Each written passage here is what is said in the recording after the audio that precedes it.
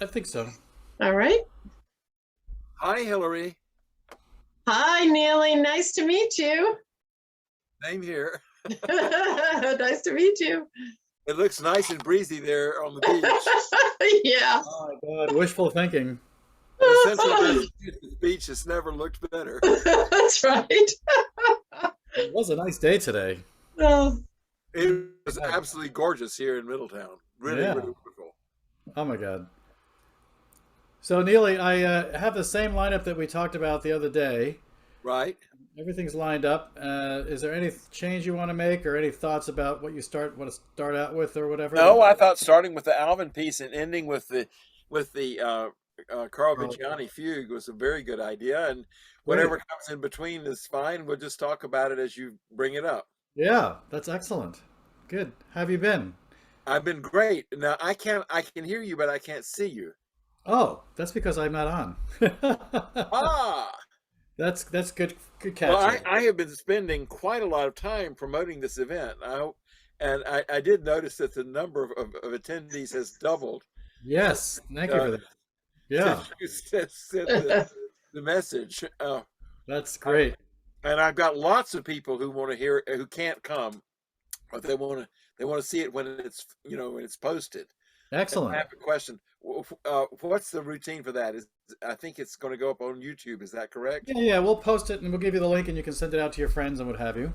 Okay. Definitely. Well, By the way, we're making you a co-host okay. just to make sure that in case the lines go down that you still are attached. But just so you know, as a co-host, you can see this admission thing at the top. Please don't press that because we're not going to let anyone in until 7 o'clock. So we're going to leave them. I won't. Being the co-host is fine, but I will not let anybody in. That's Don't I let them consider in. you're the principal host, so you can There you take care go. of that. Hey, so you're feeling much better, it looks like. I know you Oh, were. I'm feeling great. I had That's a wonderful meeting in New York yesterday oh, with Emanuele Arciuli, who's an Italian pianist, very fine pianist, who hmm. specializes in American music, and he's decided to play some of my piano pieces, and he's already played some of the geographical preludes, but he's about to play.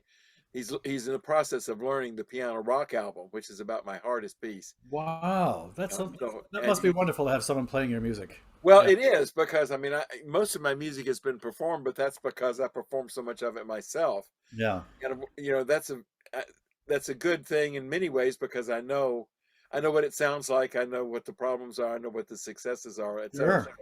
But the problem is that you don't have anybody who's taking it up, and Yeah, championing it. But anyway, Archuli is going to make up for that, and I have some other fans at this point. that's wonderful. Now, when people play your music, how much do you get involved in helping them with the interpretation of it? Do you just let them interpret it whenever way they want? Well, it depends on who it is and what the relationship is. Yeah, Have you seen the performance of Whitman fragments? I believe I did. That's Christopher Grundy, who is also a friend of Elizabeth Austin, Oh, and, okay. and has sung. And actually, when you interviewed Liz Austin, he was one of the performers whose music, when you played her songs, he was one of the singers. Oh, But anyway, he's quite a fan of my music. But anyway, the Whitman fragments, we've been working on that.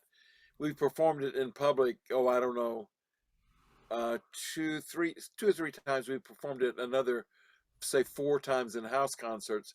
But anyway, and that's all taken place over a period of the last 3 years. hmm. So that's a situation where, yes, I mean, he and I worked together on that a lot. But it's a two-way street. I mean, there's some things I've changed about the way I've played the pieces, or even the way that they're written, Mm-hmm. because of him. Like a couple of the songs I transposed because his voice has modified it a little bit over the Oh, years. okay. Excellent. So, how did you go about promoting yourself? You obviously got some good, traffic near the end there. What'd you do? Well, what I'll tell you exactly what I did. I The first thing I did was go to Wesleyan and send an announcement to everybody about it on Wesleyan Excellent. community forum. We have two things. We have the faculty forum, which goes to everybody, but there's also the community forum, which Hmm. also goes to the staff as well as to the faculty. So I did both of those, and I did a letter about it. But anyway, it turned out that the letter for for I don't want to go into the details, but the letter didn't quite, the link didn't quite work.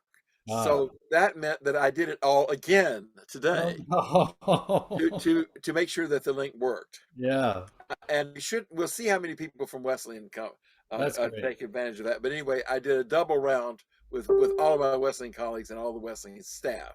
Wonderful. And then I also on Facebook, uh, actually before you sent me the SOS about let's get some more people in this, Yeah, um, I had already posted on Facebook. But once I got the SOS, every day I posted on Facebook about it, and today I posted twice. I posted excellent. this morning, and I posted at about 5:30 this afternoon.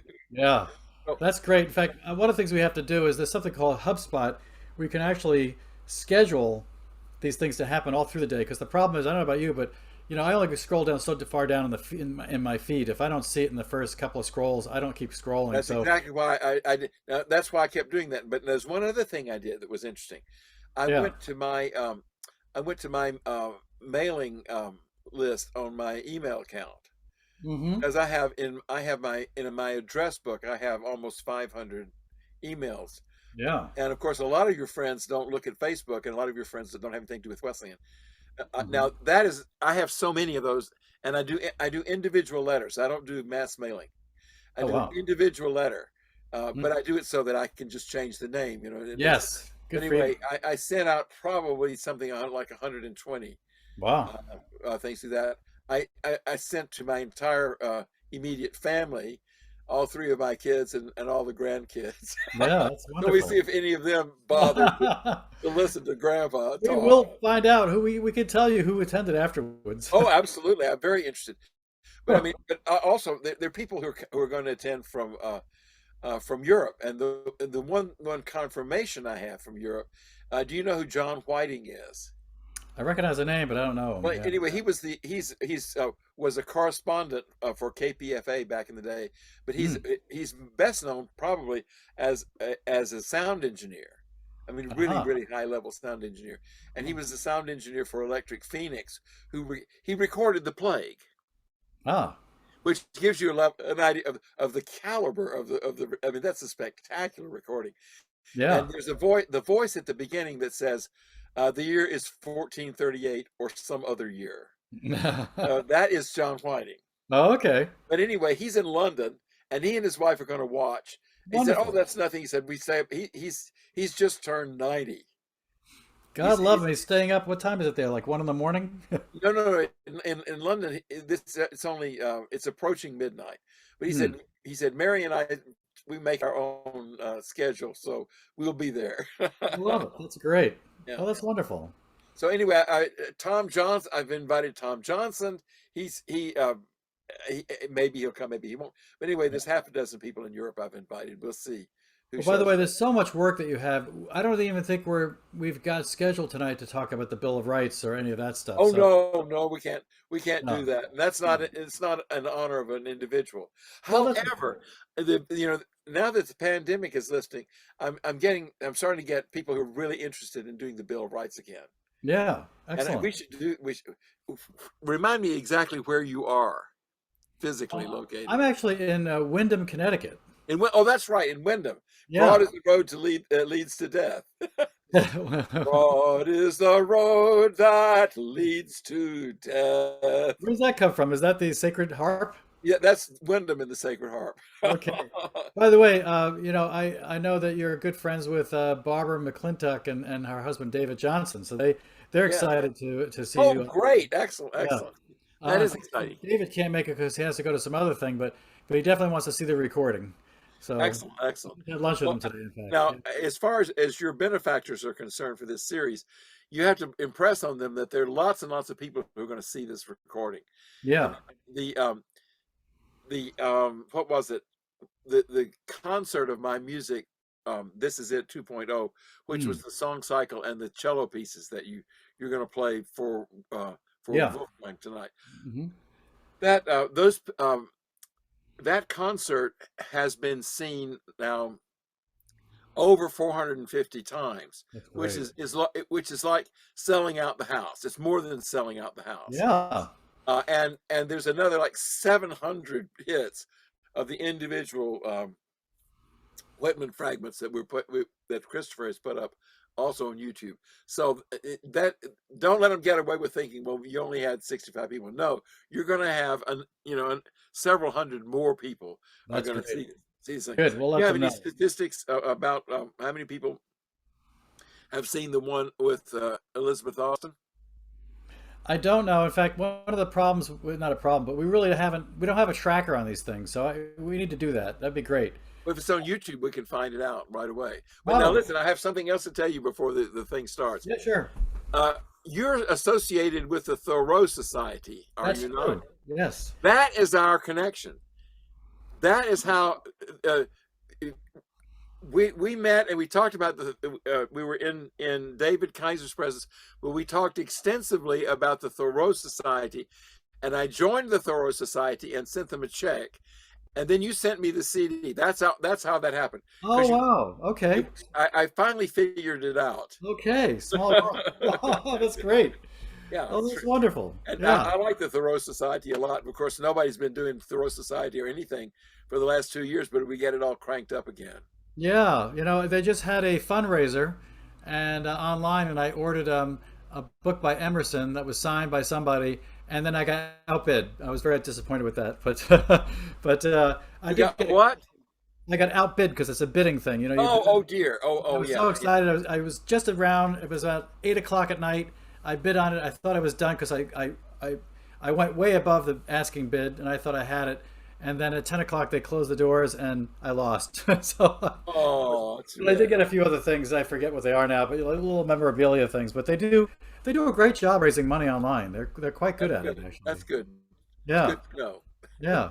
By the way, I'm not usually a video game guy, but they have a Walden game where you actually live in the woods, and you play Thoreau, and you chop wood, and you plant beans, and I had a lot of fun with it. It was very immersive. Over the Christmas holiday, I just Oh basically wow.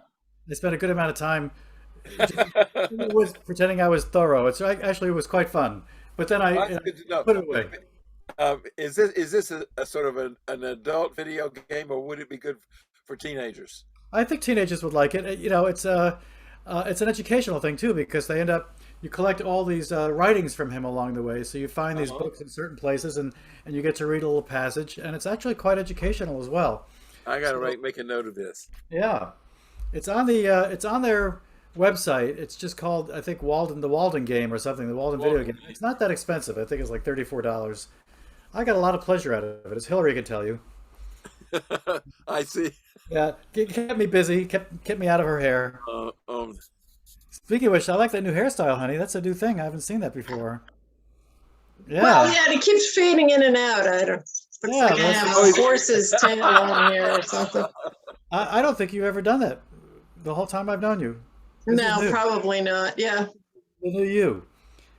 So in June we're having Richard Smith. He's going to actually come to the Jenks Center and perform. He's uh-huh. the Thoreau, Got the it. person Yeah, who acts out all the Thoreau plays and things for them. Yeah, he's their actor, in-house actor. yeah. He's a good impersonator. Yeah, I mean, I kept him busy over the pandemic. They did a virtual program with us like every quarter. That's great. I just realized I had this unsightly bunch of paper bags here. They're Oh, not good paper job. bags, but they don't look good. So I'll do a little PowerPoint. You want me to do that, or does that take up too much time for you? Yeah, we'll do PowerPoint like you normally do, right? Yeah, Yeah, I'll make it 15 short. minutes. Yeah. We have 15 minutes. Yeah. Oh, you mean at the beginning? Yeah, Yeah. at 7, just as we like open the doors, and Oh, I'll yeah, just, sure. introduce. Yeah. People don't expect anything to happen right away when something like It this just, starts. and they know it takes me a couple of minutes, so they come in late, so they don't have to listen to me. They don't want to skip it. They skip it. Yeah, well, those in the know. Yeah.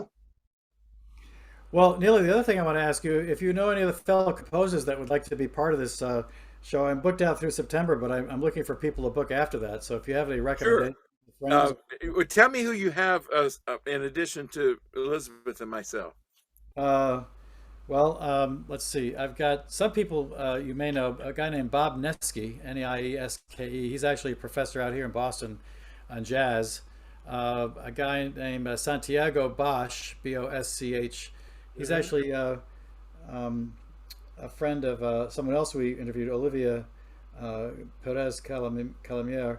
Uh-huh. And then let's see, someone up in Toronto or Canada, Christian. I can't think of his last name at the moment, but just oh God. And then I have to go back and look at my schedule. I don't have it in front of me, but Well, we uh, have Dr. Robert Gross next month, oh right, right? yeah. Yeah. Yeah. And actually, let's see, I can bring it up in a minute. Let's see, composer's corner schedule. Um, Yeah, and huh? Ken Field, who I actually saw perform. Oh wait, no, that's another one. Then David Vess, we're talking in May. Uh, he's God, he's with the Salem, I believe, the Salem University in Uh-huh. Massachusetts. I saw him feature a premiere of his performance of a new piece at the Brockton Symphony recently. So Uh-huh. that was quite fun. And then I'm just talking to other people that haven't locked down yet but are interested. There's a guy named Tom Boss who does jazz kind of stuff. Not really well known, but local in the area. Um, let's see, who else? Well, if you think of Christian's last name, tell me. Yeah. Oh, I'm sorry. It's Constantine. Actually, I'm sorry. It's not Constant. Uh-huh. Maybe it's Christian Constantine. I just wrote down Constantine. Um, he's actually. I can send you. I can send you his link. He's got some very interesting music. Well, I was just thinking about I mean, I'm not familiar with most of these names, but I mean, I was thinking maybe to encourage you to get somebody who would be different or Yeah. let me just think about I'm that a little bit. also chasing down a guy named Bill Perry and Ken Pedersen. They happen to have written music for the Thoreau Society too, which is how I got in there. Another guy, Tom Beveridge, who a friend Uh-huh. of mine has introduced. And then there's another guy. Now, this is interesting. There's a composer who recently passed away named Andrew Violetti. Oh, I know about him. Oh, okay. And then Bruce Posner is going to basically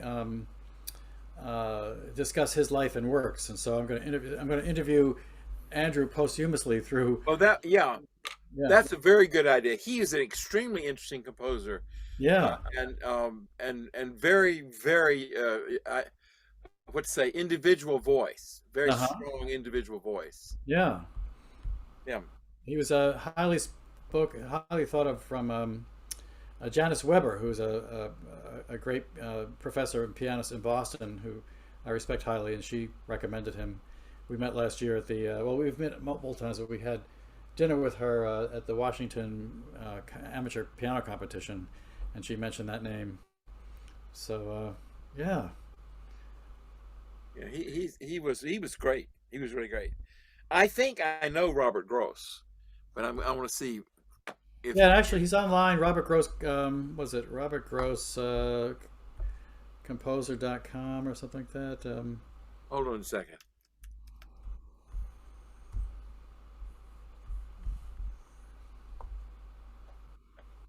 You definitely can find him pretty easily. Now, by the way, I don't think we Yeah, see. Robert Gross he's really good. Yeah, He lives in Anderson, Indiana, right? I think so. By the way, I found. He's a wonderful, wonderful composer. Yeah. So By the next time way, you talk to him, say hello from me. oh, will do. I also found this online for you. Uh, Neely Bruce performing Frédéric Chopin's Prelude Number 10 in C sharp minor. This Oh is yeah, the me playing the on the Godofsky piano. yes, yes. Yes, wow. So if you wanted to, I could play a little of that too at some point. But Well, let's just keep that in reserve. yeah, yeah, We'll see how. it's in the back. It's in the back. Yeah, that piano is something else. You know who Leopold Godofsky was? Oh, of course, amazing, amazing. Yeah, and that was his I'm playing on his practice piano.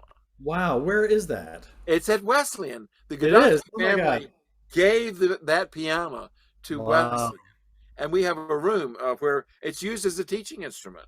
Oh It's my a God. beautiful, beautiful piano.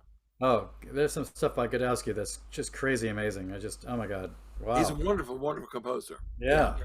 Oh, that's Well, great. Leopold III, I got interested in Godowski because I knew Leopold III rather well, but he's deceased.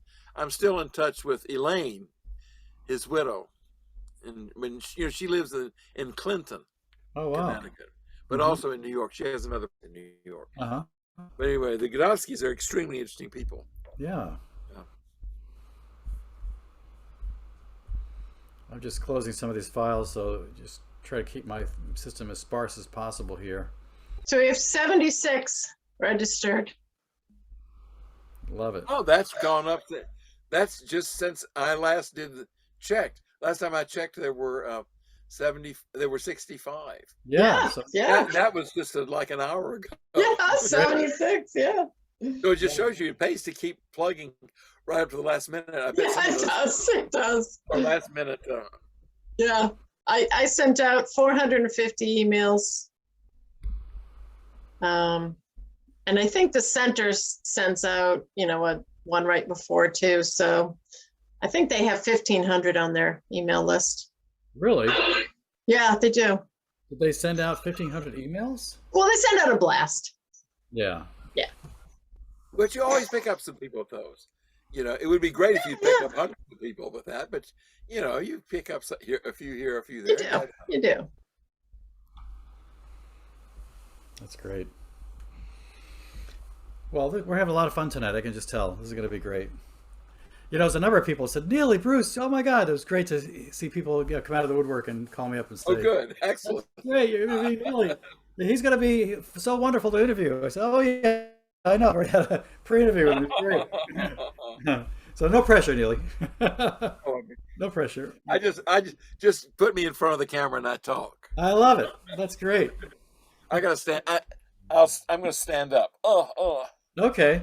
You did that before. Do you try to stand up every 20 minutes or so? I'm under doctor's orders to stand up every 20 minutes. I don't always Really? do it, and I don't think it's just Well, you know what I'm supposed to do? My doctor said I should be sitting down and touching the floor between my feet Yes. for 3 to 5 seconds, and do that about 10 times.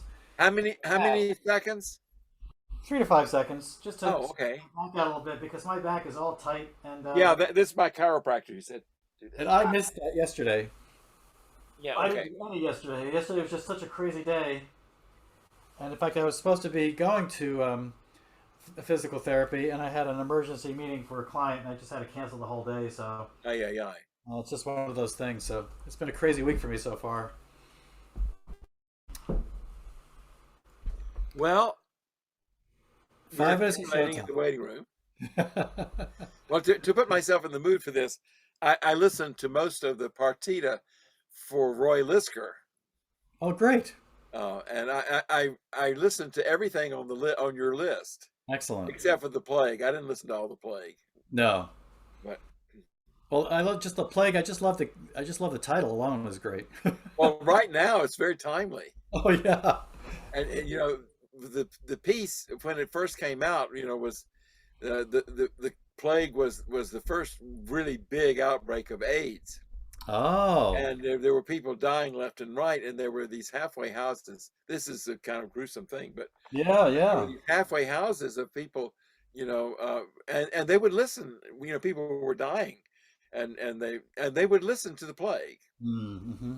and I found out about this in a roundabout way, but a lot of people, it was of some consolation to them. Yeah. Well, I have to admit, sometimes I'm moved by, tragedy. In fact, I wrote a piece for my teacher who just recently lost her husband, and I'm going to have it. I'm going to have a singer sing it, writing some lyrics and that sort of thing. Have it fully orchestrated at some point. So. You know what I just realized? I don't have any water and I don't have any coffee. Oh, by all means, go ahead. You have a few minutes after 7 too, because Hillary's going to talk. No, I don't need to go anywhere. I just need to Oh. get my props, my liquid props. That rather than a bottle of gin. No, we'll do that too. We'll do that afterwards. Gin right now.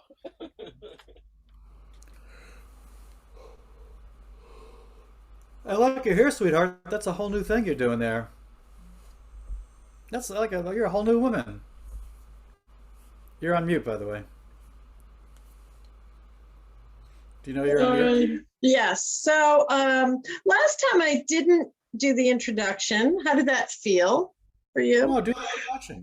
I think you should The do it. introduction. Okay. People are counting on it. People are going to come late because you're expecting you No, to do no. it. I mean, I talked about, all the program and everything, but I had you introduce the musician because, Oh, no, no, I don't. I would introduce him if you don't mind. I'll have you do that still. Oh, you still want me to do that? Okay. Yeah. Right. I mean, all right, fine. unless you don't want me to. I mean, I have to look it up then because I wasn't prepared to do No, I can do it. I have my own introduction that I do for him. Yes. We met and that sort of thing.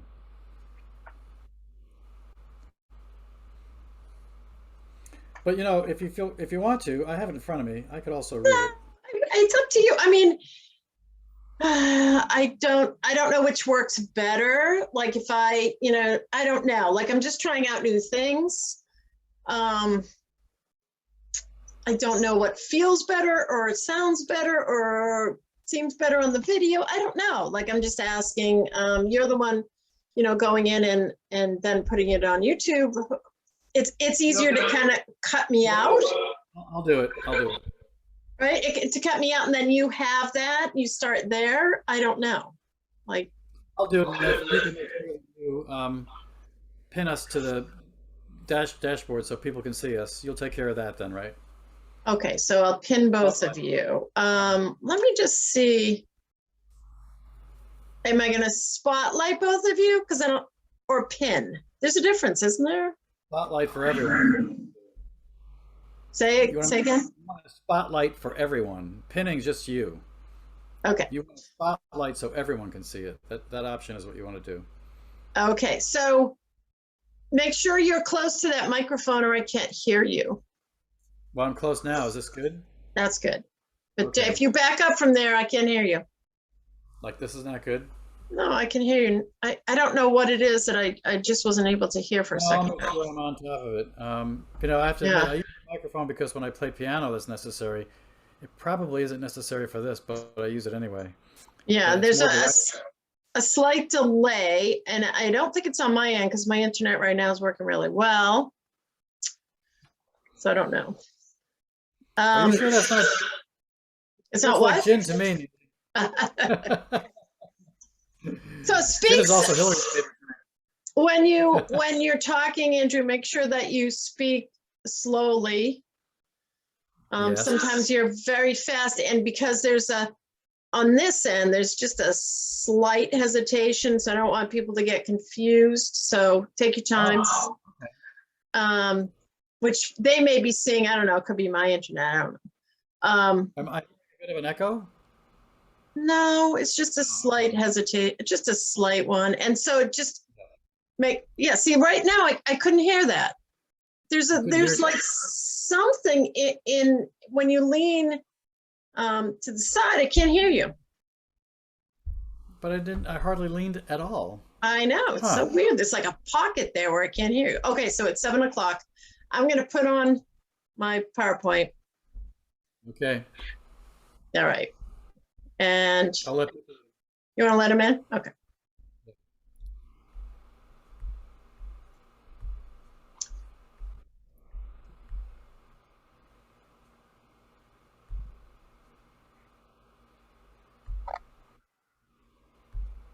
Well, I'm not surprised.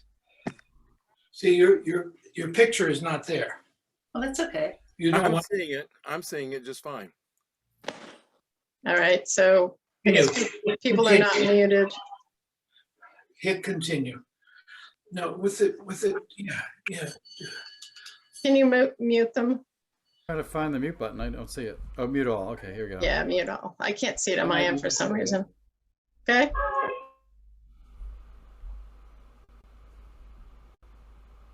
Honey, I can't hear you. You have to unmute yourself.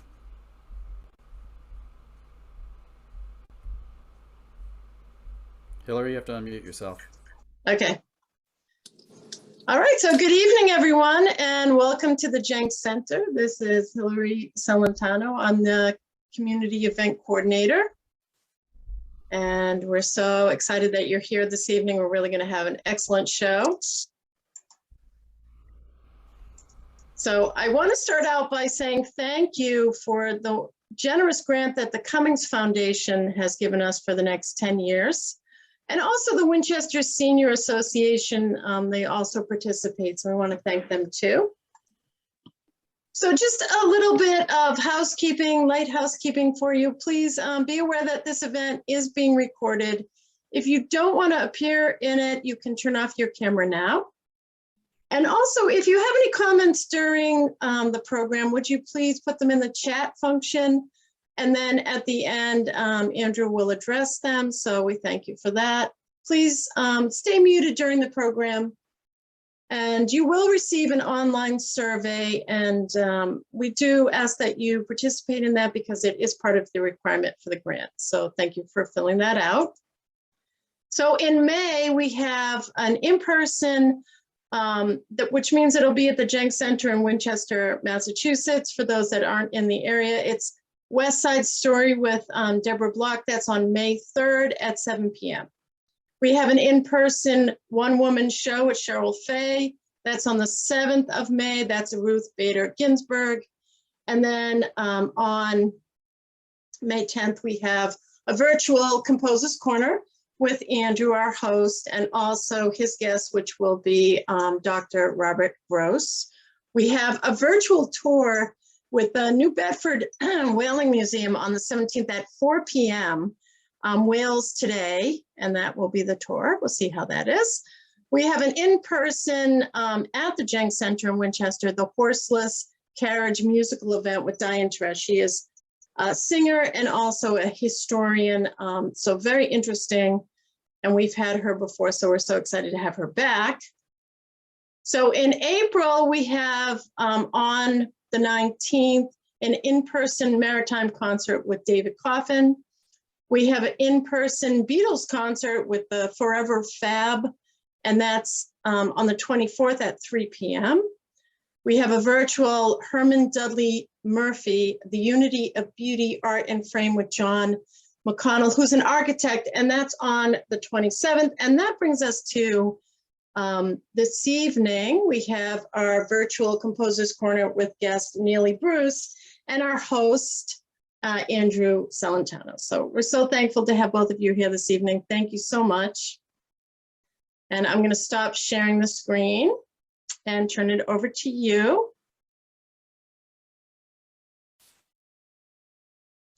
And where are you? Thank you. Okay, first I have to find you. One second. Okay, you gotta find me. I gotta find you so everyone else can see you too. Where? All right, so are you pinned already?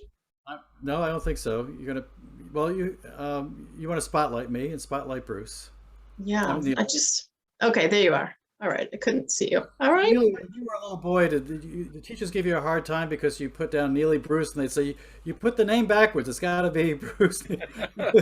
Yeah, I love get that. I still get that, Andrew. Neely is such a great name. I know you told me it was a surname, and I just love that. It's just so unique. It's my mother's maiden name. Yeah, that's wonderful.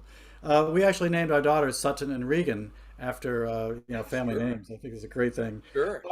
So let me introduce you first of all. Professor of Music and American Studies at Wesleyan University, composer of over 800 works, although I think it's more like 1,000 now actually, including 3 full-length operas, choral works in all major genres, orchestral works, chamber music, a voluminous quantity of piano music, and music for mixed media, including 7 documentary scores for public television. Please welcome Neely Bruce. Thank you, Neely. I first met Neely 9 years ago, to be exact, at a soiree where people were getting together playing piano for each other at one of his students' homes, David Kaiser. And Neely noticed that I had built I had put together an album for the Thoreau Society, and he very kindly offered to buy one of my CDs to support the Thoreau Society. So Neely, thank you for that. Appreciate that very much. You're a Thoreauvian or a Thoreau lover, so that's great. Oh, yeah. So that was a while back, and it's funny because I hadn't come across you recently, and then I moved to Windham, Connecticut, and had dinner with Barbara McClintock recently, and somehow your name came up. This is a couple of months ago. We moved in December. And I said, my God, I remember that guy. I got to call him up. And one thing led to another, and here you are tonight. So thank you so much. I've spent literally the last month trying to listen to as much of your music as possible, and oh my God, I can't get my arms around all of it. But I've had a lot of fun weaving through a lot of it, and we of course prepped a little bit last week and talked about some things and have some key things to share with the audience tonight. And there's so much work from you that I think we decided, why don't we focus on the work where you dedicate music to other people. And even that, I think you got 50 some odd separate works, even there alone. And we can only More than touch. 50. I'm sorry?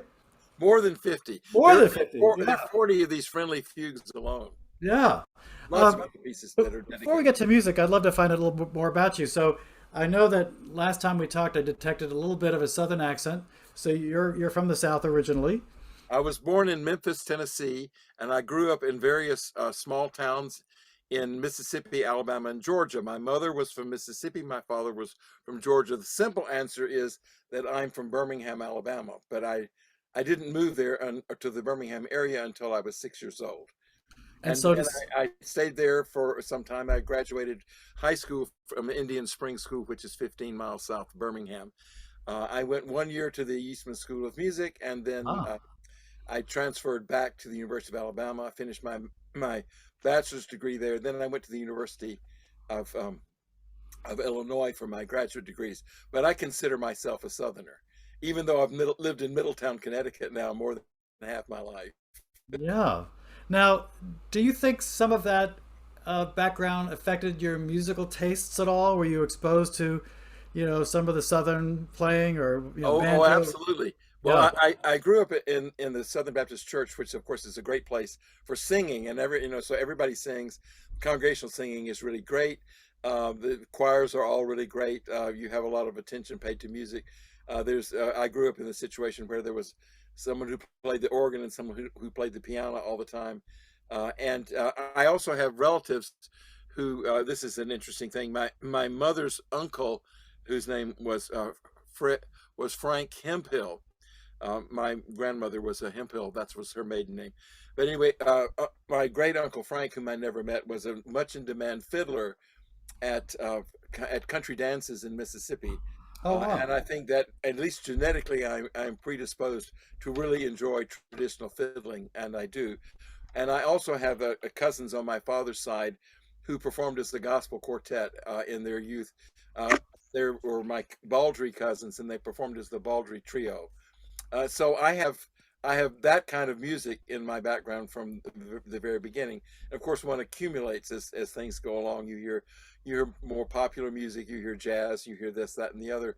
And eventually, of course, I discovered Bach and Beethoven Yeah. and things like that. Now, was your immediate family also musical? Did you grow up in a musical household? No, it sort of skipped my parents' generation. Ah, But in the previous generation, yeah. my mother's mother was a piano teacher, and her name was Lila Mae Hemphill, and then she married my grandfather John Neely, Hmm. and she was Mrs. Lila Neely, and she played the piano in the local Baptist church, which is in Mendenhall, Mississippi. And she had very bad arthritis. And when we would visit Granny Neely in Mendenhall, I would get up on the piano bench and bang on the piano bench on the piano keys, and I expressed a very early interest in having piano lessons. So Uh-huh. my mother made a deal with her mother that when her arthritis got so bad she couldn't play anymore, she would give us the piano so that I could start piano lessons. Wow. And when that time came, uh, it turned out to be prohibitively expensive to ship the piano from Mendenhall to Birmingham. Mm. So my grandmother sold the piano, gave my mother the money for the piano. She bought the piano, which is still in the family, by the way. It's in, uh, it's in the home of one of my sister's in-laws in South Georgia. I love that. Yeah. So I always like to ask people who end up in the musical profession, what was there a seminal moment in your life when you just knew you were going to dedicate your life to being a musician? Well, I don't remember the seminal moment, but I do remember the age I was. When I was 14 years old, I realized that I couldn't really do anything else. I was going to be a professional musician. That was it. That's great. And what would you say were your influences at that age in terms of, what kind of music you listened to back then? Well, I was a very unusual teenager. I was at a very unusual school, Indian Spring School. We kept a track of lots of things.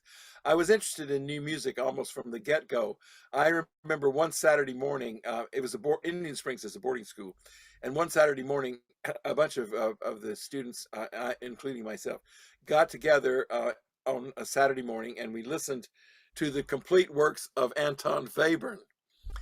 This had just come out, the famous recording by Robert Kraft of the complete Webern works, which had a lot of influence, although it's not the best recording that was ever made of those pieces. But who knew, when it came out in the mid 1950s? So I had heard Webern. I went to the Birmingham Public Library on a regular basis. I listened to everything I could by Schoenberg, everything I could by Stravinsky, everything I could by Bartok. I played a lot of the pieces in Microcosmos when I was a teenager. The one thing that I played that I could not wrap my head around was Charles Ives, who totally baffled me at that age. But now, of course, Ives is one of my favorite composers. Yeah, and we're talking about the time, 33 1/3 records, right? They were vinyl, I assume. Yes, Yeah. everything's on vinyl. Everything's That was the LP. media. Yeah, yeah. Excellent.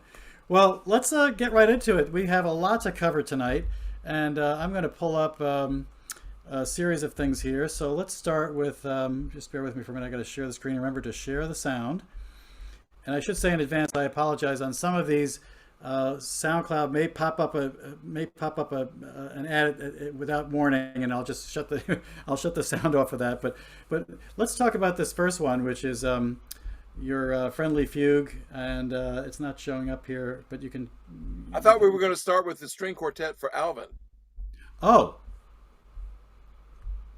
Okay, yes, here we go. Yes, exactly. I apologize. Yeah, give us a little background on who this is. Well, Alvin Lucier is a famous composer, recently deceased, and he was my colleague for many, many years at Wesleyan University. In fact, from the time I came to Wesleyan in 1974 until his retirement in 2011, we were colleagues and friends. He is a major influence on lots of things in new music. He was concerned with acoustics in a great way. His most famous piece is probably I Am Sitting in a Room, in which he records his voice into whatever room he's in, and then that is played back into the room and so on, and eventually the sound of his voice is smoothed out, and it's just beautiful musical tones that are the reverberant pitches of the room. Anyway, the reason I wrote this is my first string quartet, and I was not a teenager when I wrote it. It's a fairly recent piece, but it's my first string quartet, and I wrote it in Alvin's honor because one of his signature pieces, his signature courses, that is, was called the String Quartet in the 20th Century. And I thought, well, what more fitting thing to do than to write my first string quartet in Alvin's honor? Alvin had a lot of influence on me in some very specific ways, but that's too detailed, I think, for this particular thing. But this started in a complete infatuation with the string quartet. I've now got 7 string quartets and another 4 or 5 short pieces for string quartet, and I have 3 unfinished quartets. It just goes on and on. But anyway, maybe we should hear. Yeah, let's start it. And obviously, we can't hear the whole thing, so I'll play a couple of minutes, and then maybe you can talk about highlight a few things you want to discuss. I love the way it starts out.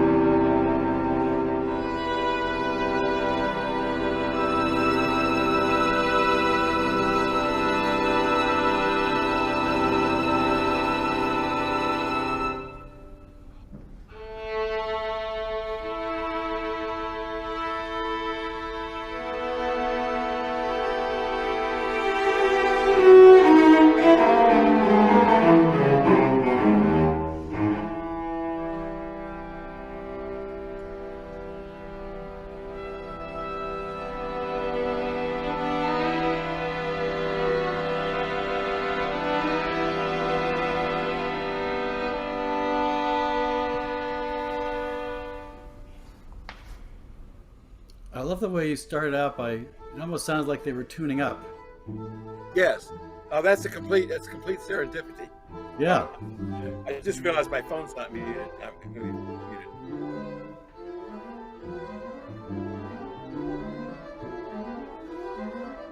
I can talk about the opening a little bit. Sure. That outlines, that puts in front of everyone the pitches that I've derived from Alvin's name. His name conveniently starts with the letter A, which of course makes it sound like tuning. I have a system which is basically a cryptogram of turning the pitches of turning the letters of people's name into pitches. And the way it works is you have A, B, C, D, E, F, G, or that's the letters of the musical alphabet. Yeah. And then the next line down, you go H, I, J, K, L, M, N. And that you see H, I, J, K, L. L maps onto E. So A, E immediately sounds like those are both open strings, the way it's voiced in the quartet. But then all the other pitches, the opening chord as it accumulates, are actually the A, L, V, I, N, L, U, C, I, E, R, right?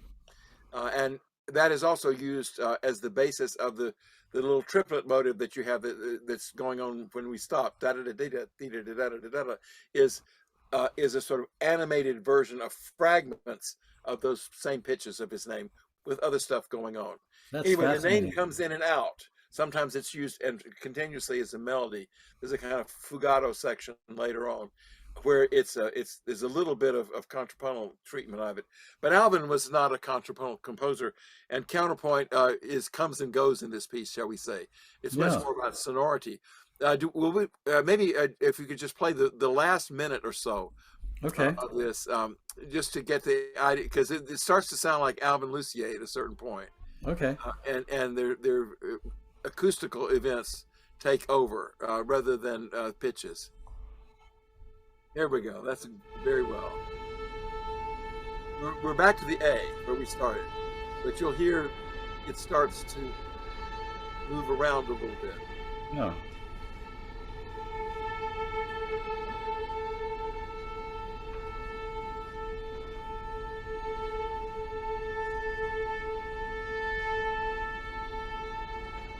Anyway, it's very lovely effect. The quartet plays it very well. I'd like to give a shout out. Atmospheric, yeah, I love it. I'd like to give a shout out to the West End String Quartet, which has performed the three quartets of mine that have been publicly performed. They're going to play the Alvin Quartet again this fall, along with some other pieces of mine for string quartet and a string sextet that I wrote. My pandemic years have been spent writing string quartets and chamber music with strings. But anyway, the West End Quartet's going to play that sometime in the fall. I'll let you know, and I'll let everybody know when that happens. I love this translation of names into notes. And was it Beethoven who did some of that too? I think he had a famous thing with BEDG or something. Well, I don't know about that, but BACH is the most famous one, where Bach used that all the time as a musical monogram. There's also D, E flat, C, C, B natural, which is Dmitri Shostakovich's musical monogram. He used that one. Anyway, we'll have to talk to the CIA about cryptography and music and how you can embed special messages to the music. If you're interested, if anybody's interested, there's a Wikipedia article about it. Oh, really? Okay. Yeah, which it's the same system. I didn't invent this system. Oh, okay. And there are lots of other ways of doing it. Excellent. Schumann used it a lot. Shostakovich and Bach I mentioned. There was a monogram for Ravel that was used for his name, which was used by various composers at one time or another. Well, we have so much to cover. Let's do the next one, which was for Roy Lister. If you give us a little background on that. Well, Roy Lister was an extraordinary man. He was quite the polymath. He was trained in mathematics, but also in music. He made a living off and on by busking, and he would play the violin and in the subway in Boston. He would play in the metro in Paris, he by the end of his life, he was roughly spending a third of his time in Middletown, a third of his time in the greater Boston area, and a third of the time in Paris. When he was in Oh. Middletown, he had his own apartment, but the rest of the time he would live with friends in various places. But anyway, he also published a magazine that is now online called Ferment, which was devoted to various political issues that interested him. He was a remarkable man, could converse about anything, had very penetrating opinions, extremely interesting thoughts about music. He was a very good friend. He was a local character. You know, he was a real old New England local character, but he was not originally from New England. He was from Philadelphia. Wow. Anyway, he died of cancer at the age of 80. And I wrote this partita, which is in 7 movements. But I suggested that we play the crooked strathspey because it's a complete contrast from the Alvin Quartet, and it also, I think, invokes the spirit of my great uncle Frank Hemphill, I already mentioned, because this is very much a strathspey in the style of traditional fiddling, except it's crooked. Not everybody knows what crooked tunes are. But I don't even know what strathspey is. What is that? Oh, a strathspey is a Scottish dance. Oh, okay. And it's associated in modern times, not so much with fiddling, but with bagpipers. If you go to a bagpipe contest, everybody has to play a march, a strathspey, and a reel.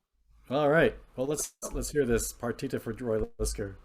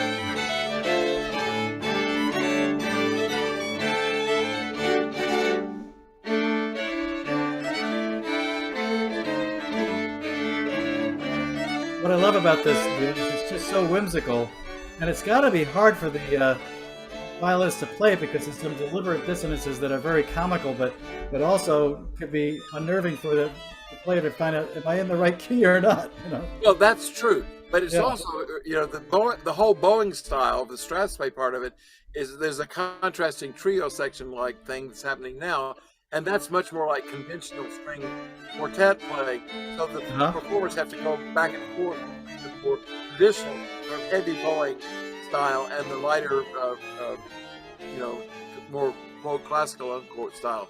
Anyway, what makes this tune crooked, what makes any tune crooked, is if you add or subtract beats. And there are certain dances that require the extra beat or the fewer number of beats, and so a lot of tunes can be played crooked. And some people specialize in crooked things. But anyway, this is deliberately, there's extra beats all over the place. Plus contrapuntal stuff and all kinds of fun and games with the whole idea of the strathspey. I have other pieces that are based on fiddle tunes. I love that. That's great. My piano teacher would tell me that the reason why I wasn't getting the extra beat is because I don't count properly. I need to learn how to count still. No, you were just playing it crooked. Exactly. All right, let's go on to the next one, which is Sol LeWitt. And for those of you that don't know, he was an amazing artist in his own right. And in fact, when you showed me some of his artwork, Neely, it reminded me of my uncle, who was one of the co-founders of the op art movement back then. So, and how did you know him personally, or how were you influenced by him?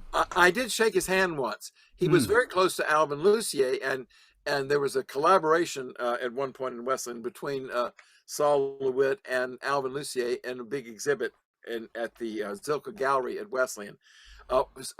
LeWitt was famous for these wall drawings, which were done with, there'd be a curved line, you'd paint it at the top, and then with magic markers, typically, you would copy it with different colors down the wall. So the whole wall is a giant curvy wave of multicolored, extravagant gestures.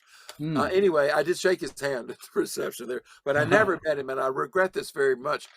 I was asked by the New Britain Museum of American Art. I have a very good ongoing relationship with them. I've done many concerts there over the years. Anyway, the Lewitt collection is in Chester, and they organized, with the aid of other people, galleries and so on, the largest exhibit ever of Sol LeWitt prints. And this took place in the fall and through January of this year. Anyway, this was written especially for that. But Sol LeWitt has a unique relationship to music. He was a total musical omnivore, and he listened to music constantly. It was part of his daily routine, and he had a collection of 3,943 cassette tapes, all of which he curated and dubbed himself for his own listening pleasure. He did everything imaginable. He had new music by people he knew, like Alvin and Philip Glass and so on, but he had lots and lots and lots of great classical pieces, both Mozart, Bach, Beethoven, and so on. His favorite composer seems to be J.S. Bach. So what we had for this concert, I had the West End String Quartet play various movements of the Art of Fugue in the arrangement for a string quartet. And then they had this 21 lines, my new piece, which is directly analogous to a Sol LeWitt wall painting. And then they closed out with Contrapunctus 14 from the Art of Fugue in the version completed by Kevin Corson, musicologist friend of mine. A very, very fine completion of this piece. Bach died before this piece was completed, and various people have finished it up, but I think Kevin's is the best by far of the various completions. So anyway, this is kind of a, when you say 21 lines, were there 21 lines on the wall, and like each of these represents your image of that orally, or there are 21 lines in my piece. Okay, you can see if you're looking at the screen, you see where the pauses are. Yes, yeah, more or less, the 21 lines. Maybe we should hear part of it. So yes, definitely, we'll play a piece.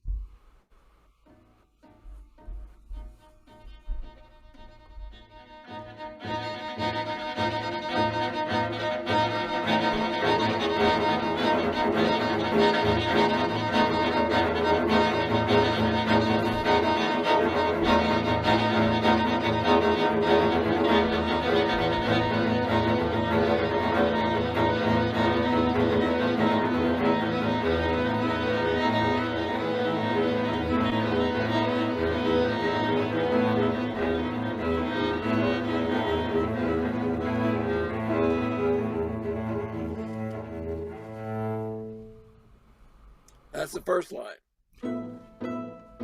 Now, this is going to continue. Yeah. I should tell everybody the cryptogram. This is all based on, it turns out that Sol LeWitt's name is not very rich in pitches. Yeah. In fact, there are only 5 pitches. There are only 5 pitches in this entire piece. Huh.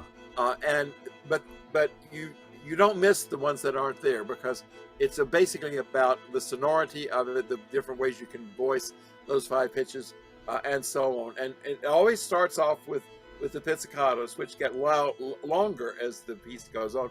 But then you have the lines which you just heard, the curvy lines and so on.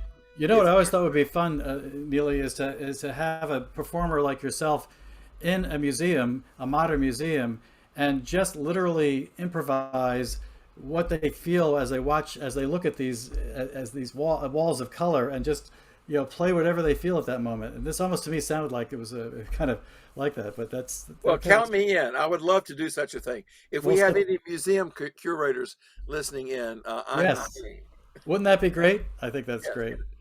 Okay, this next one, homage. How do you say it? Homage. Homage to Charlie. Homage to Charlie. I was being too fancy. Homage. Okay. Yeah, homage to Charlie. And this is okay. Now I forget who this is. I'm sorry. It's Charlie is Charles Ives. Charles Ives, right? And Exactly. I have several pieces that commemorate Charles Ives in one way or another, but this is actually the first one that I wrote, and Hmm. it's I did this is an extended riff on a single chord in a piece by Ives. Uh, it's actually part of something called Varied Air and Variations, which was also excerpts from that piece were published by Ives in a periodical under the title Three Protests. It turns out that this chord is the last chord in the second of the three protests. Anyway, I take this chord, which has 10 notes in it. You will hear the chord basically beat to death at certain points in the piece. But anyway, I treat it as if it were a serial composition. I turn the 10 notes into a series and treat it serially. So I'm doing something that Charlie would never have done with it. And this is effectively a 12-tone piece. Is that true? Where you're picking Except it only has 10. 10 tones. Yes. Okay. 10-tone piece. A 10-tone, 12-tone Not piece. to be confused with a 10-ton piece. All right.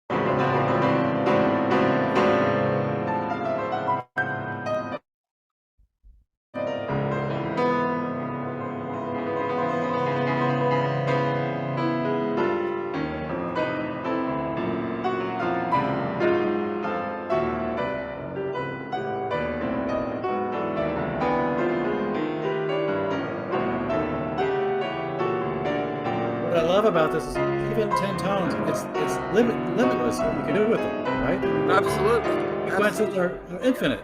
It's really pretty amazing. Yeah. Yep. Okay, I'm going to stop there. We have so much to cover tonight. Let's go on to this next one, which is Home to Luigi. Homage to Luigi. I keep doing that. Homage to Luigi for six pianos. Oh my God. That's great. Well, this has a story behind it. Homage to Luigi. I wanted to call this Homage to Ludi because Ludi is, of course, a nickname for Ludwig, and this is a tribute to Ludwig von Beethoven. So not all of my pieces are cryptogrammic and based on living people's names. This is a tribute to another deceased composer. And this was inspired by a conception of Henry Brandt, who was a principal mentor of mine.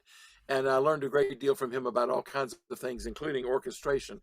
He was a great orchestrator, great composer. But anyway, he had a saying. He said, "If any piece of music sounds better, it sounds good. Excuse me. If any piece of music sounds good, it will sound better if you play another piece of music at the same time." And he said to demonstrate this to my students at Bennington College, I had a performance of a simultaneous performance of the last 5 piano sonatas of Beethoven, which was just staggered in my mind. Oh my God. Is that what this is now? Yes, but we're not going to listen to all of it. But there's more to the story.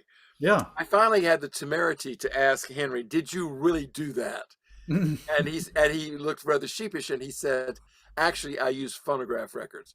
So anyway, in 1996, Wesleyan University gave Henry an honorary doctorate, and we had a big concert of his music, and as part of that, I got 6 grand pianos together in Choral Concert Hall. The Hammerklavier Sonata is so long, it was split up. Henry himself played the first and second movements, and I played the third and fourth movement of the Hammerklavier.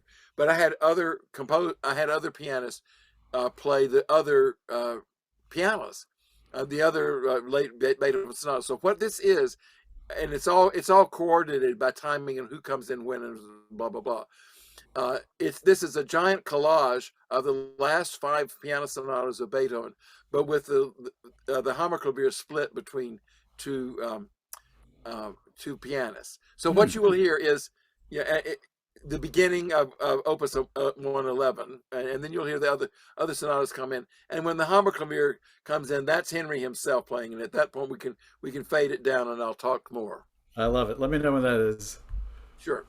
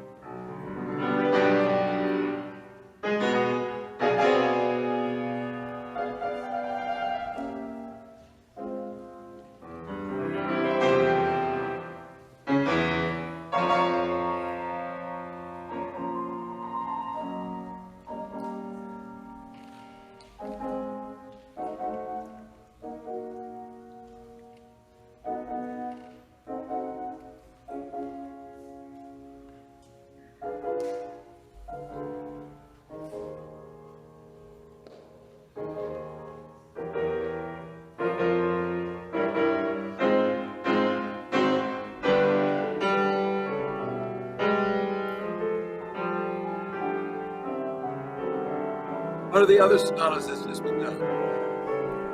This is Chris Oldfather playing. Now this is Henry coming in. That's the opening of the Hammerklavier. We got 3 of these things going on now, but the others come in gradually after. Now, some people are just horrified of listening to all these great masterpieces simultaneously, but it has its own charm, and I really recommend, if you're interested in this kind of thing, this kind of giant collage is really exhilarating, and you'll learn things about Beethoven you never knew by listening to this. I hope this is not a spoiler, but to me the most amazing, I've heard this clip several times, and to me the most amazing thing is once it gets going, it's just a wash in sonority, and it starts to sound like Debussy almost. And you realize, well, Beethoven was much more interested in the sonority of the piano and making wonderful waves of sound than most people give him credit for. We think of him as a more is dealing with form and emotional content so much, but there's a lot of texture in Beethoven. There's a lot of beauty, sheer beauty of sound, which comes out very well, I think, in this. By the way, 2 thoughts I want to share. One is I just heard Michael Lewin play Sonata number 22 this weekend, which is rarely played. It's one of the few Beethoven sonatas that only has 2 movements. The other thing is, I've read on occasion about special people who have special brain capabilities, and there was one guy that could literally process in his brain 3 separate pieces musically at the same time. Wow! And so he was actually able to. So he would enjoy this piece because he was actually able to track in his mind 3 separate orchestral pieces, and they would test him, and they literally have these 3 things running simultaneously. They'd stop at any point and ask him what note it was, and he knew all 3 notes and all 3 pieces simultaneously. He could just track all that. I don't know how that's possible, but maybe he was listening to this a few times. And well, I would recommend it to him. He can, he would hear it like no one else. Let's put it that way. Okay, well that's it for Luigi. How about Aranchik? Aranchik is Aaron Copland. Yeah. I wrote these pieces. I have several pieces called Homage to One Person or Another. Yeah. And most of them, I like to have the nickname there, right? And of course, Aaron Copland is not the kind of person you think would have a nickname. So I went straight to the source. I asked Vivian Perlis herself, who co-authored the Copland autobiography, and founded the Yale Oral History Project in American Music. I said, Vivian, did Aaron Copland have a nickname? And he said, and she laughed and she said, well, yes, he had 2. He said, Leonard Bernstein called him Hawknose, but not to his face. And I said, but the other one was Aranchik, and that Aranchik, which of course is a diminutive. That's a Russian diminutive for Aaron. Aranchik was Kusevitsky's nickname. Sergei Kusevitsky's nickname for literally little Aaron. Little Aaron. Yeah. It Okay. was not particularly little, of course, but Now, is this was this also done around his name, or how did you get? yes, Yeah. there are two things about this. Yeah. His name is in there Hmm. in the manner that we've been discussing. But there's another thing about Homage to Aronchik, which is that it is based on a 12-tone row that was found in Copland's papers after he died. And Steve Soderbergh, the composer and music archivist for the Library of Congress, he was the one who discovered it. He's been trying to get people to write pieces based on this last row of Aaron Copland, and the first person to take him up on it was the late great Elliot Schwartz, whom I'm sure many of you will remember. But anyway, I took it up and I wrote this piece. I have a string quartet for Aaron Copland, which is also based on this same row. I got a lot of mileage out of this row. It's a very interesting row. By the way, when you That's say not been row, performed yet. I'm sorry, when you say row, that means a 12-tone row. 12-tone row, yeah. 12 It's a 12-tone tones. row. Okay. Yeah. Excellent. We'll play this.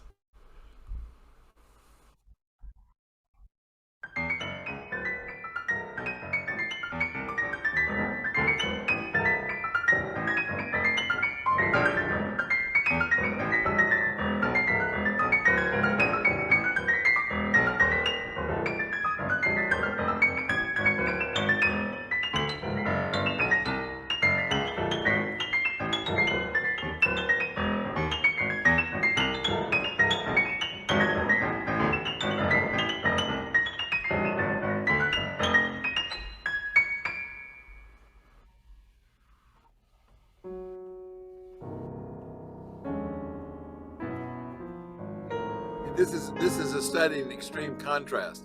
By Mm. the way, Henry Brandt said that the only really interesting notes on the piano were the top and the bottom. And I think it's appropriate to put that little Henry gesture in there because one of Henry's mentors was Aaron Copland. He did part copying and other sort of composerly grunt work for Aaron Copland in his youth.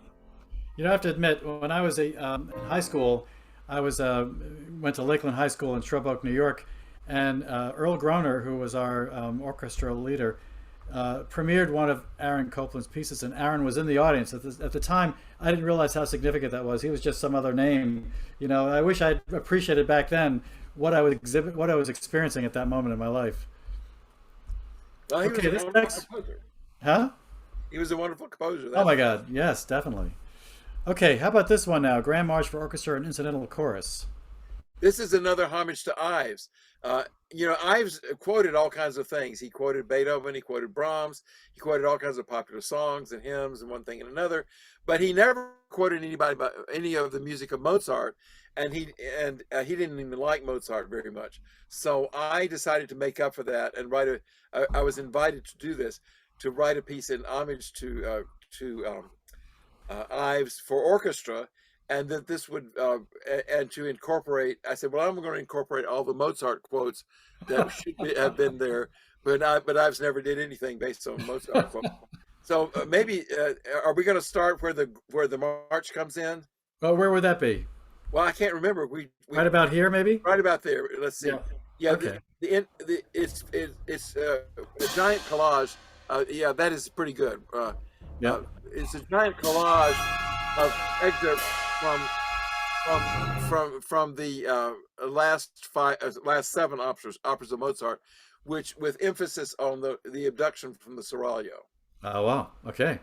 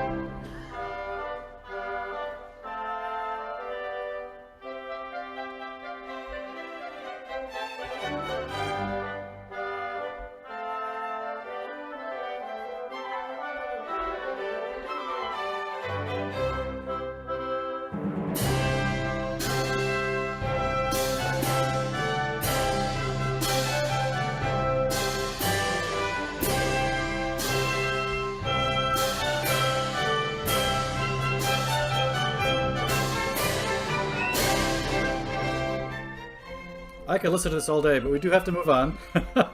Well, all kinds of things start to happen. It all piles up on top of itself and so on. Yeah. And it And sounds like by the way, you start going berserk. I should say to people, just go to soundcloud.com, Neely Bruce Music, and oh my God, you can spend literally hours, as I have, just listening to this. Just wonderful, wonderful. Okay, now how about this Circular 14, number 16, Dirge? Yes, this is a lament.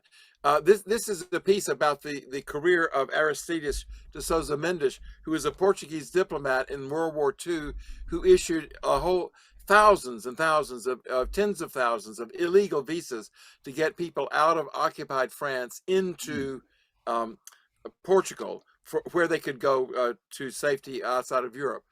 He saved an estimated 13,000 Jews, but he also saved lots and lots of other people. He got all the Habsburgs out of Europe, for example. He got Salvador Dali and his wife out of Europe. If you've ever read Curious George, that's the book about the monkey, right? That's because he got Hans and Margaret Ray out of Europe with the first Curious George book in their suitcase. Wow. So he was a very, very important person. Circular 14 is a 2-hour work, a dramatic oratorio about his life. But his wife Angelina dies. She predeceases him, and this is a lament for her. And so you wrote this oratorio, right? I did. Yes. Yeah. Wow. Okay. I did write this oratorio. Not long after the war was over, Angelina died suddenly of a cerebral hemorrhage. Monday, August 16, 1948. The family was devastated, and all of Cabanas de Viriato mourned her passing.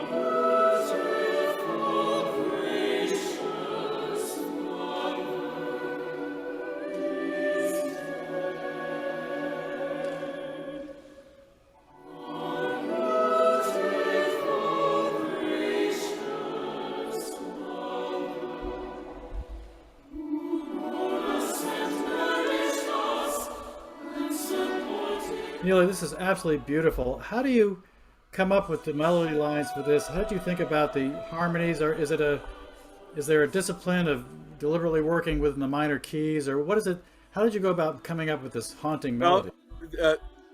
Well, melodies come to you. As Brahms famously said, the trick is to write them down, because if you don't write them down, they go away. Yeah. And I'm here to tell you, fortunately, when this began to sing to me, the text sings to you at a certain point. When it starts to sing to you, write down that melody, because it might go away, and then you have to reinvent it or come up with something that might not be so spontaneous. Yeah. But anyway, this is her children, right? This is Angelina's children. They had 14 children. Lamenting the passing of their mother. But then there's another tune that comes on in later, which is the whole community singing. Should I try to catch that near the end? Requiem Aeternam.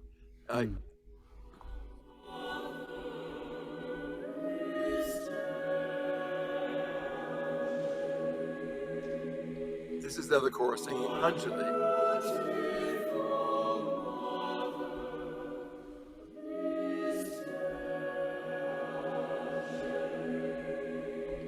What are they actually? Are they saying things in English, or is that a foreign language? What is that?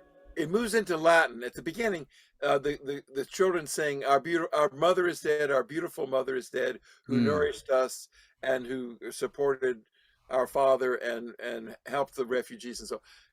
Anyway, they sing about their mother, but then the chorus, the larger chorus, there's a double chorus involved. The larger chorus sings, a part of the requiem mass, well, the burial ceremony in the Catholic Mass. In Paradisum, they do cant Angeli. The angels will welcome you into paradise. Mm, This is famously set to music. It's the last movement of the Foray Requiem. just This is beautiful. Paradisum. Beautiful. Wonderful, wonderful text. Oh, 4A But is anyway, so, amazing too. yeah. So Neely, we have about 6 things left. I'm not sure we can go through all of them. We got the this orchestral thing with the antiphonies for Charlie. I want to make sure that we get while we're in the mode, in the memorializing mode. I want to Yeah. make sure that we hear a bit of For Wolfgang.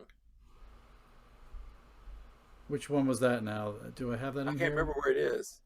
I don't know if It's a cello and piano piece. Oh, There that's it is. this one here. Here we Yeah, go. there. Yes, let's do that. Do you want to do a little intro on it before I play Yes, it? it was written after the passing, very untimely passing of Wolfgang Natter, who was a friend and he was part of the Wesleyan administration. He had taken a new job in Duluth, Minnesota, and he died very suddenly there. Anyway, this is an extended cryptogram piece. His full name is Wolfgang Georg Nader. He was born in Germany, but he spent most of his life in the United States. He's totally bilingual, and he was this wonderful scholar as well as a wonderful administrator, and just a great guy all around. But anyway, this is the repeated iterations of his name for cello and piano. Wonderful.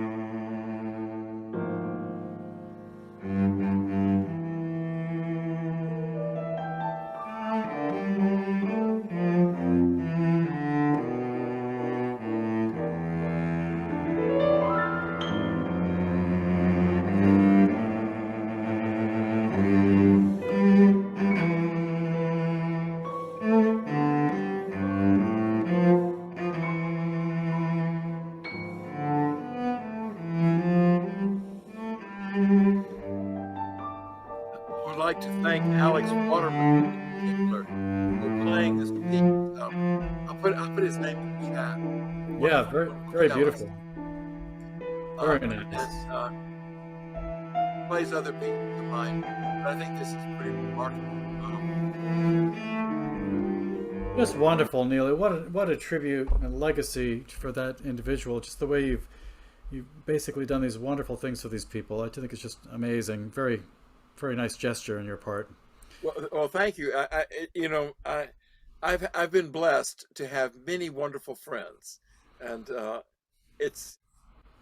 I've written a lot of pieces inspired by my friends. I think we've got. I think we agreed that we would end with the fugue for Carl Vigiani. I don't hope you don't mind if we go a little over because I just want to also show that you have a sense of humor. I just like this furniture music in the form of mutilated. Oh yes. Oh, very good. Yes. Can we just play a little bit of that? Sure. Sure.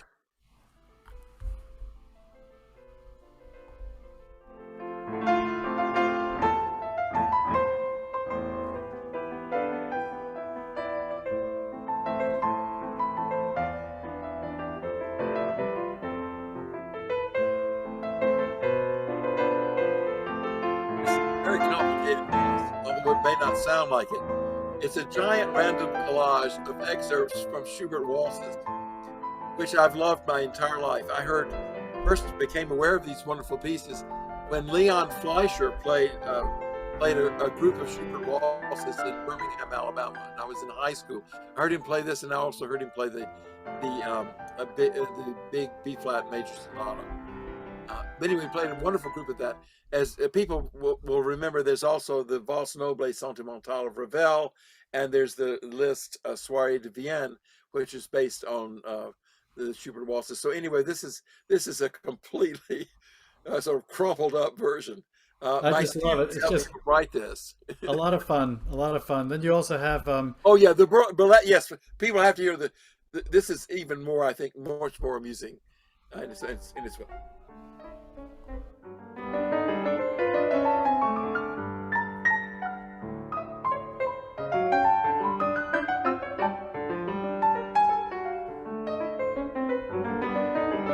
I just literally spent hours and hours listening to your stuff. It's just amazing. And of course, you have some interesting things. The work of the fourth horseman, the plague. Oh yeah, the plague. Everybody got to listen to the plague. It's very relevant these days since we have a plague going on. And this was actually done. You composed this during the AIDS epidemic, right? So it's yes, 1984. Yeah.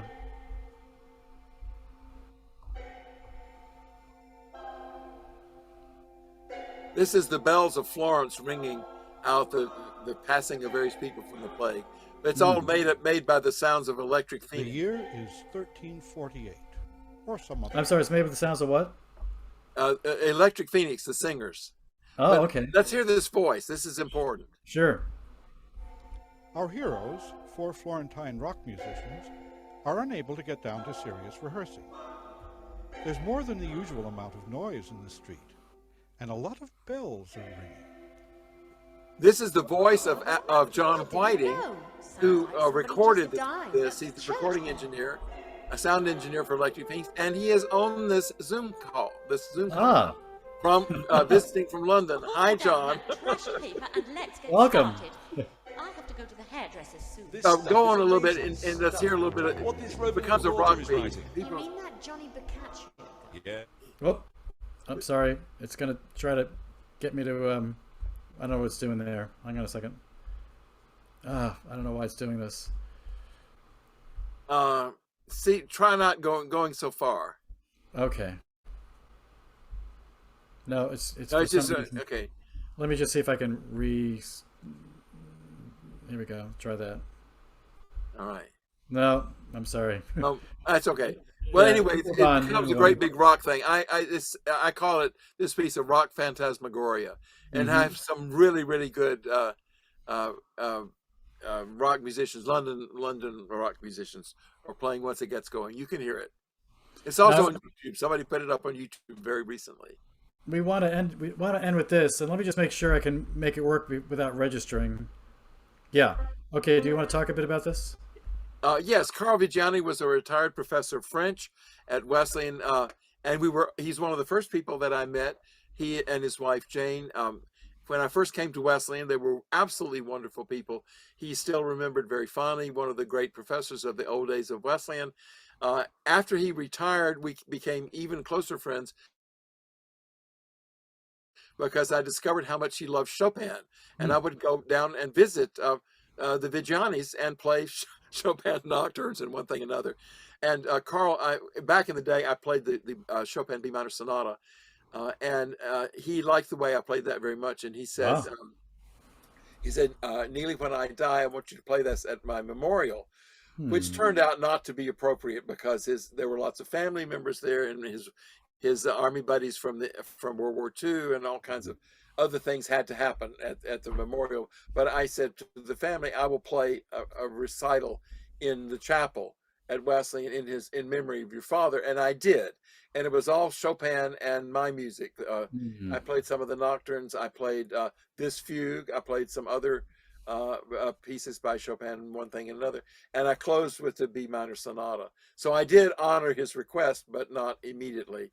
And anyway, this is a fugue based on his name. You already know how I do that, but maybe we can hear as much of this as there's time for.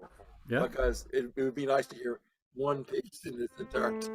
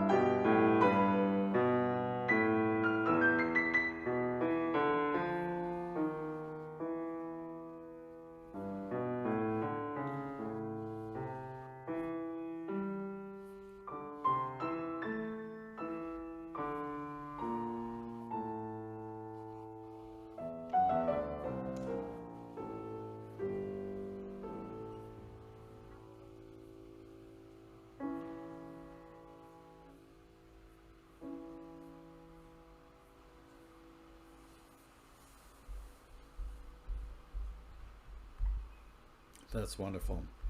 Neely, thank you so much. I'm going to stop the sharing here and just open up to the floor if you don't mind, and ask if anyone wants to ask a question at this time. That would be the time to ask. Don't be shy. We have some wonderful comments here. I love this. What a wonderful program. We all need more Neely Bruce. That would be fine with me. That's wonderful. So, anyone want to ask some questions before we wrap up?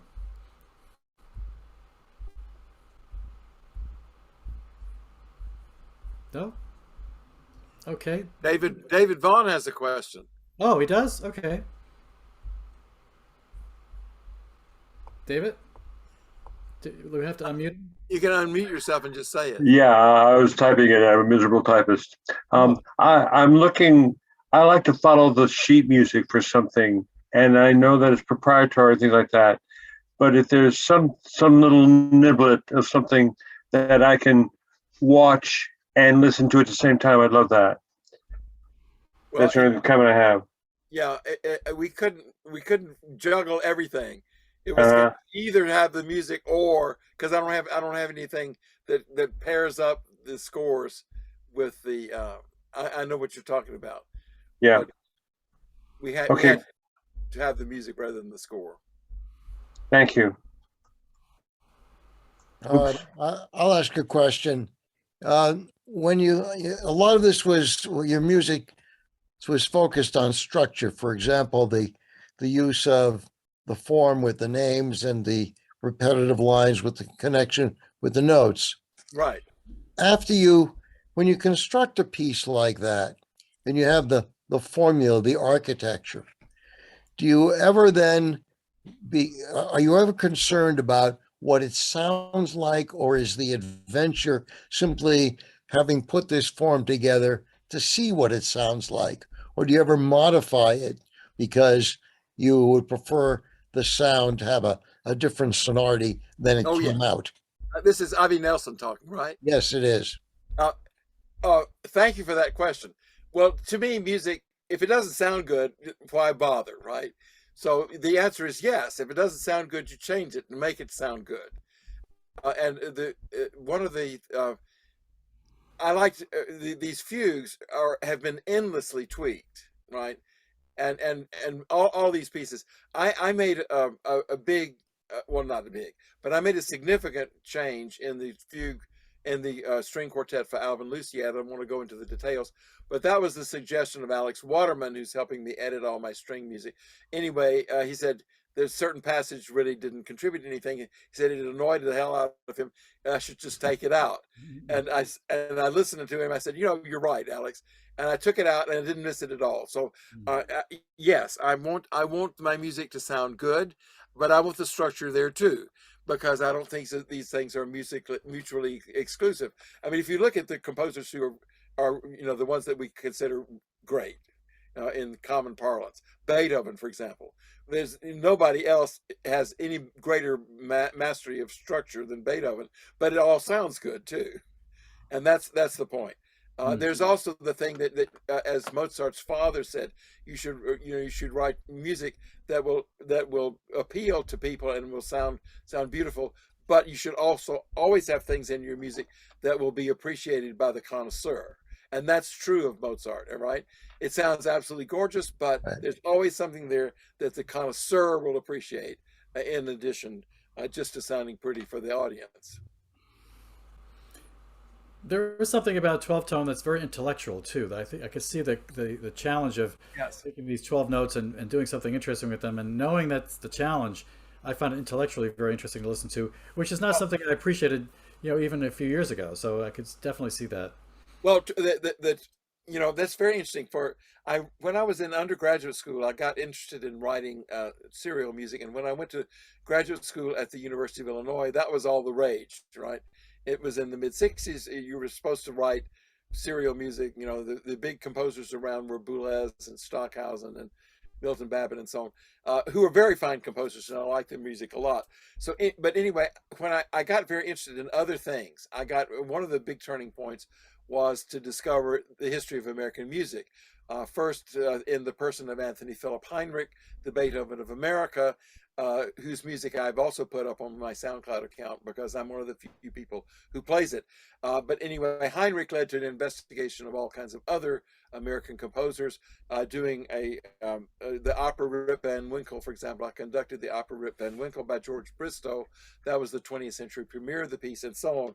But then I discovered the Sacred Harp, which many of you know about, and that is a kind of a rural hymnody that has survived. It was started in New England, but it survives in the South. I heard this music. I said, "This is the music of my ancestors, my relatives, in these small churches in Alabama and Georgia, singing their hearts out, making a big noise, rattling the walls and so on." I love this sound.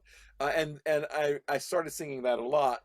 And finally, I got up the nerve to actually write a piece in that style. And then I was hooked. I've written dozens of pieces in the style of the Sacred Harp.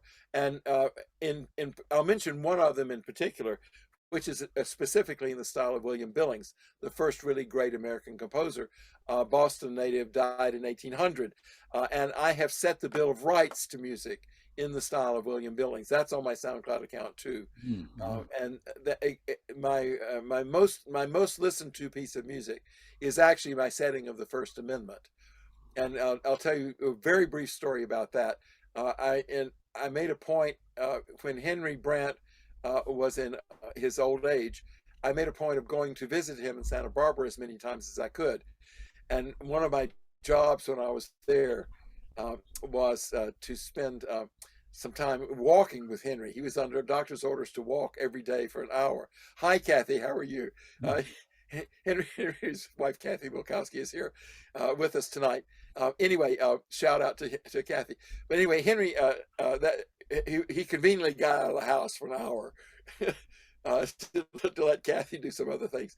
And we were walking along, and we would talk usually about music. And he knew Copland very well. He'd studied with the same composition teachers, Copland. He told me, for example, he was very proud of certain things. He said, "I'm the only person who has the distinction of being kicked out of Juilliard, both as a student and as a faculty member." So, which I thought was Henry in a nutshell. But anyway, we're talking, and out of the blue, he says something that I never expected to hear. He said, "Neely, what can we do as composers about the terrible political situation?" Now, this was in 2004. Now, it doesn't matter what your politics are, but I think everybody can agree that we had a terrible political situation in 2004, and we still do. And I was rendered speechless. John, I see you have your hand up. You're next.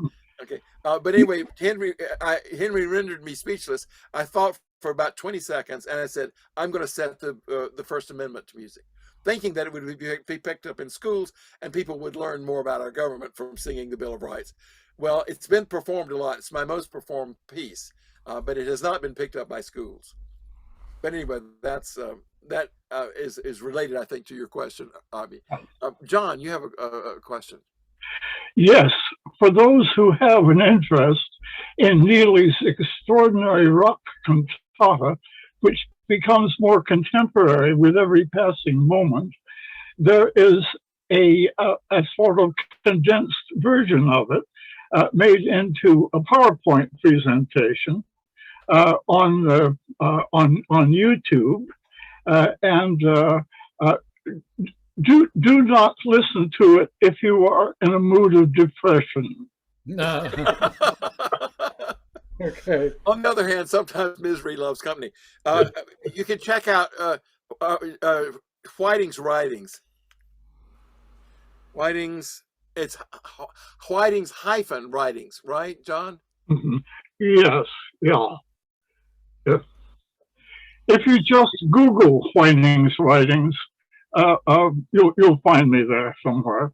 That's John wrote an extensive a memory piece about the making of the play and how he recorded it, and all of the trials of getting this thing to become a reality. And it's extremely well written, and it's very, very wonderful. Thank you, John, for immortalizing that moment in London so many years ago. I put my soul into it. That's why I don't have any left. Oh, very good. Well, it's also about 1 or 2 in the morning there. Thank you for joining us so late. I really appreciate that. That's very kind of you. Thank you, Neely, again so much. Thank you all for coming tonight. We do have a wonderful session next month with a fellow named Bob Nesky. I think that's going to be a very interesting conversation. But we really enjoyed talking with you, Neely, tonight. I had a wonderful month listening to your music, and I encourage everyone to go back to SoundCloud, Neely Bruce, and just listen to it. I think there's lots of great stuff in there. We only scratched the very surface of it tonight, so I could just listen for hours. So thank you all again. Thank you, Neely. Thank you, Andrew. Thank you, all my friends, for joining. Thank you, the Jenks Center. Thank you to the Cummings Grant for making this possible. And thank you to my lovely wife who puts this all together every month. All have a great week, and look forward to seeing you again sometime soon. Thank you, everyone.